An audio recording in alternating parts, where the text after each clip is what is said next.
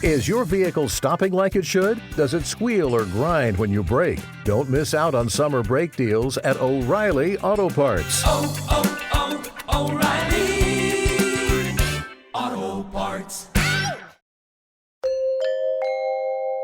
China has embarked on an ambitious global tea marketing initiative and chartered a new foundation to share its tea culture and tea research and to enhance China's tea brand's brand value. Last Friday, the Center for International Cultural Communication and the China International Communications Group, CICG, hosted 300 tea professionals representing the government, universities, cultural and agricultural organizations, and tea corporations. Tea for Harmonious World was the theme of the elaborate launch ceremony. CICG's slogan is Preserving and Promoting Tea Culture, Sharing and Learning for Global Good. Panel discussions followed the launch ceremony. The program's objectives included organizing cultural exchanges between China and other countries, supporting international outreach, and promoting select native tea brands.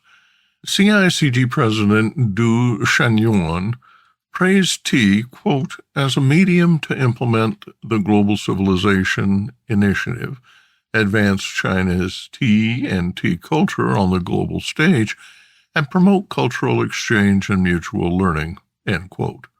CICG's Yang Yiping reports, quote, it is believed that this event will provide an important opportunity and platform to further consolidate international consensus, strengthening multilateral communication, and promote a healthy, stable, and sustainable development of the tea industry, end quote.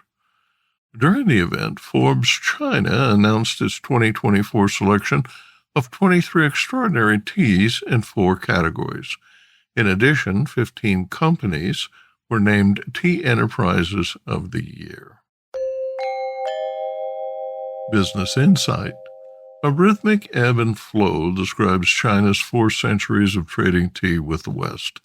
80 years ago, in 1949, tea exports declined to a trickle as the tide of tea receded. 30 years passed before the tide turned in 1979. Exports have been flowing strongly since the mid-aughts. China's latest educational and cultural-focused marketing mirrors Japanese tea outreach, which has resulted in record exports in the past 5 years.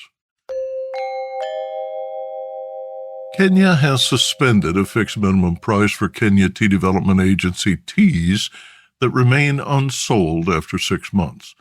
The suspension allows a reported 70 million kilos of aging tea to be quickly dispatched.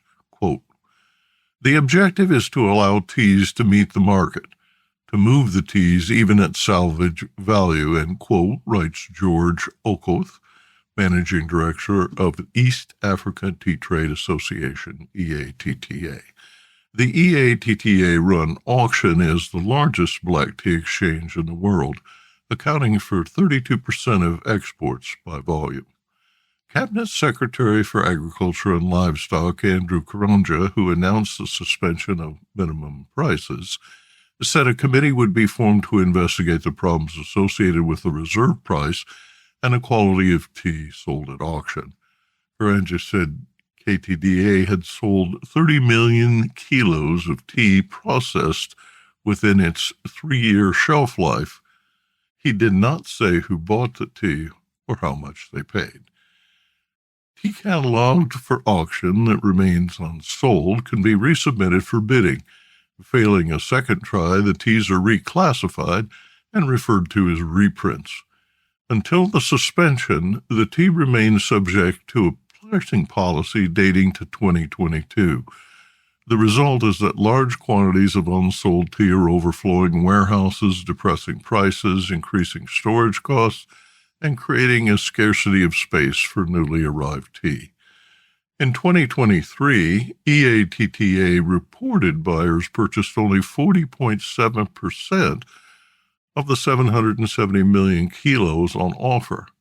In mid-August, Mombasa recorded the lowest average price per kilo in 3 years. In Sale 34 this week, 91.7% of the reprint tea in the Mombasa catalog remain unsold. Alfred Najaji, former managing director of KTDA's Management Services, writes, quote, "The absorption levels for reprints are still pathetically low. For sale 33, it was 14, and 8.3% for sale 34 after suspension of the minimum price. So I don't know what magic will be used to clear the 100 million kilos of old stock in a month. Brokers don't buy teas," end quote. It is my considered opinion that the minimum price requirement is still in force and that buyers will neglect any fresh teas they consider not worth the price and come back after 6 months to buy them for a song, he said. Average auction prices have increased recently from late July's average of $2.09 per kilo.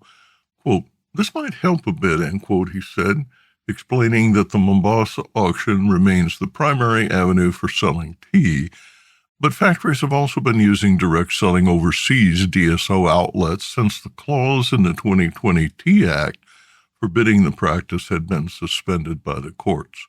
Quote, "They realized they were missing a great market outlet, so amending the law will be facilitative," end quote, said Najaji. Najaji writes, quote, "I don't see any increase in demand that dramatically absorbs the excess supply because the demand growth cannot happen overnight. I see the industry learning lessons from excess supply. Basically, low prices can't sustain the business. Already it's happening. Some tea factories have closed down in Tanzania and Uganda. I see many more following suit, especially with the forecast by FAO of prices dipping," he said. The fusion of AI, artificial intelligence, physics simulations, and real-time observed data are making it possible for meteorologists to help avert tragedies like the one that befell tea workers in South India in July, when summer monsoons triggered landslides that killed hundreds and displaced thousands.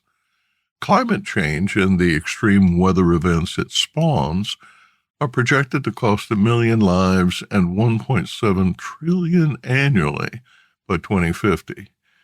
This week, NVIDIA researched and announced a new generative AI model called Stormcast for emulating high-fidelity atmospheric dynamics. The model enables reliable weather prediction at the mesoscale, a scale larger than storms but smaller than cyclones, critical for disaster planning and mitigation. This model is powered by NVIDIA Earth 2, a digital twin cloud platform that enables simulation and visualization of weather and climate predictions at a global scale with unprecedented accuracy and speed and unprecedented resolution.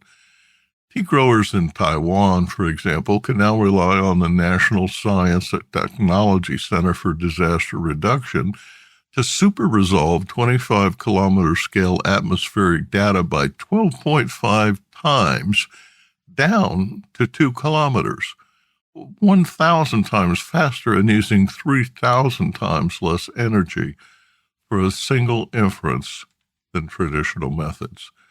Corrector diffusion, CORDIF, models allow the center's potentially life-saving work, which previously required nearly $3 million in CPUs to be accomplished for $60,000 on a single NVIDIA system.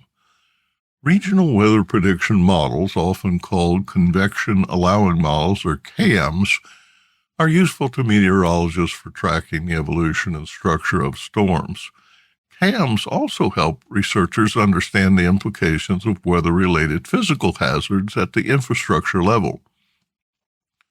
Climate model simulations like Stormcast can inform CAMs, helping them translate slow changes in the moisture content of large atmospheric rivers into flash flood projections in vulnerable coastal areas. Lower resolution machine learning models have emerged as helpful weather prediction models to improve early warning systems for severe events. These machine learning models typically have a spatial resolution of about 30 kilometers and a temporal resolution of 6 hours. Stormcast enables this capability at a 3-kilometer hourly scale. When applied with precipitation radars, weather forecasts with up to 6-hour lead times are 10% more accurate than the U.S. National Oceanic and Atmospheric Administration's highest resolution. Produced by Audavita Studios. Connect your voice to the world.